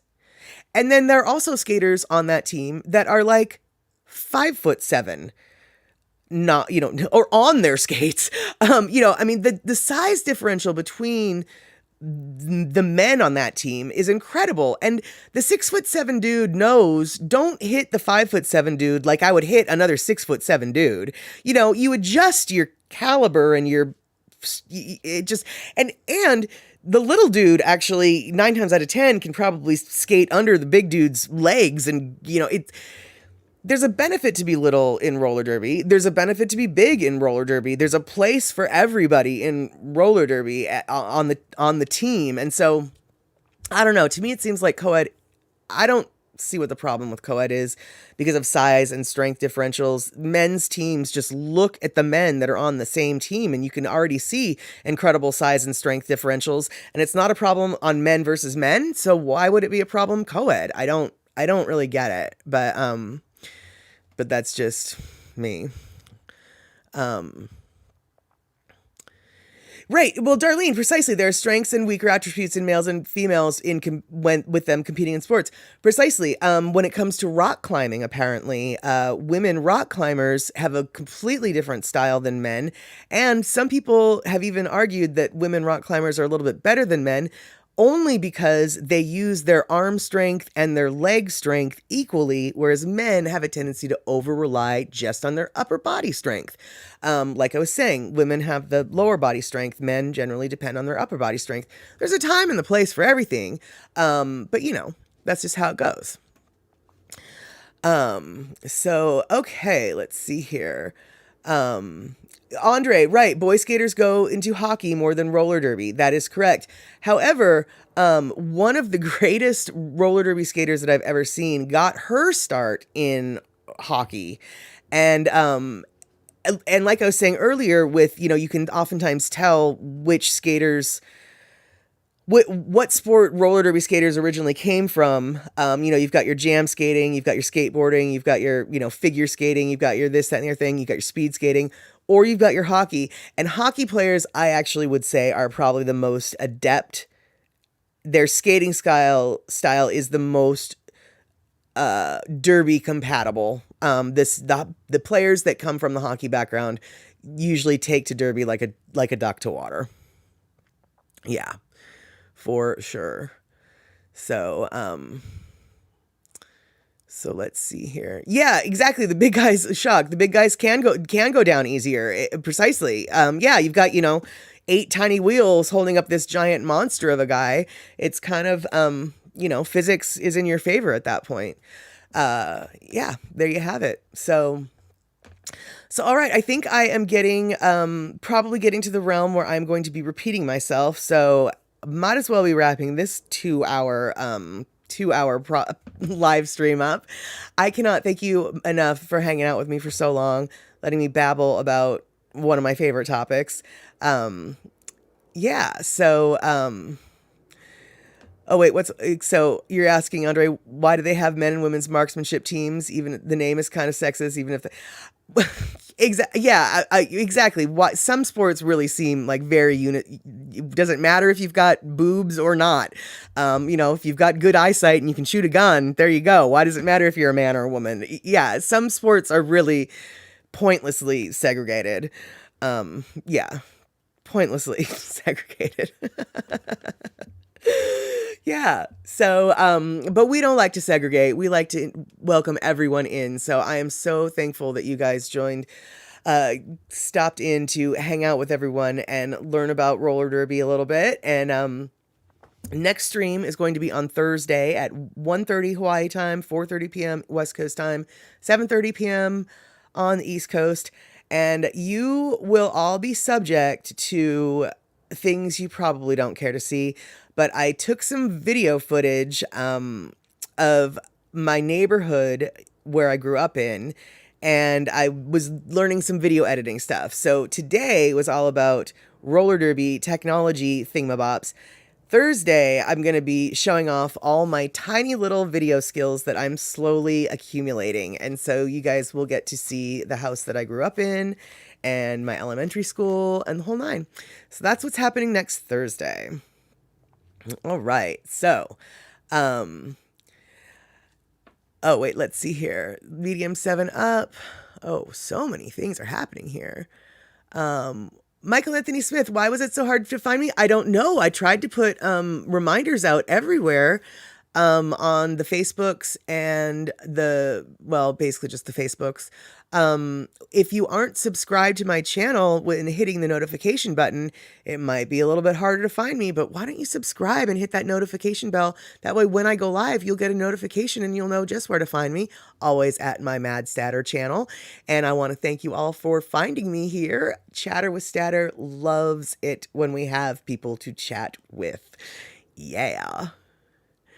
All right. So, thank you so much for swinging by, Cindy Krause. I'm so glad that everyone, was engaging and asking questions to move this, conversation along. 'Cause I could have gotten caught up in rules, and who cares about that? Yeah. Let's see here. So Medium 7 Up says, even though I didn't know anything about roller derby, I like people talking about things they're passionate about. So you had a great time today. Oh, thank you so much, Medium 7 Up. Well, hopefully next time you might run across a roller derby clip. A little bit of what I said today will have percolated down and sunk in, and you'll just be like, hey, wait, if I watch that person with the star, I might be able to figure out how points are scored, and you'll know just one little tiny thing. And I hope that that's the case. So, Andre, you looked at the Facebook and you didn't see it on YouTube and you're subscribed? Well, that's a bit of a problem then. I don't know what's going on. What happened with that? That sounds like a YouTube issue. I wish I could go all up to YouTube and tell them what they need to do, but I don't think they're going to listen to me. I'm not that big of a content creator yet. But it sounds like you guys had a pretty good time learning about roller derby and listening to me babble. So like I said, hit that like button if you want, or the unlike button, whatever. But I do like the likes when you hit the likes. And I guess you should subscribe and hit the notification bell, even though I guess maybe sometimes that doesn't work. But still, do it anyway. It might start working again. Yeah. Andre, I can't compare rollerball to roller derby because I have not seen rollerball yet. But once I watch the movie, then we can have a whole other episode where we can talk about it. In fact, what we'll probably do is I'll let all y'all know to go watch the movie, and then we can all have a refresher course of what the movie was like, and we can talk about roller derby and rollerball. But I'm not gonna be watching that movie yet, so you don't have to watch it yet. But that'll be it'll be a Chatter with Statter book club, only it'll be a movie club. That's what we'll do. Yeah. Okay, so we are coming in on 2 hours. Wow, this is a crazy long stream. All right, we are gonna wrap it up. Next Thursday, 1:30 p.m., 4:30 p.m., 4:30 p.m. West Coast time where I'm at, 7:30 on the East Coast. And I will see most of you tomorrow on the Daily Pigeon Live. And if I don't see you tomorrow, I do hope to see you next Thursday. Thank you so much for swinging by.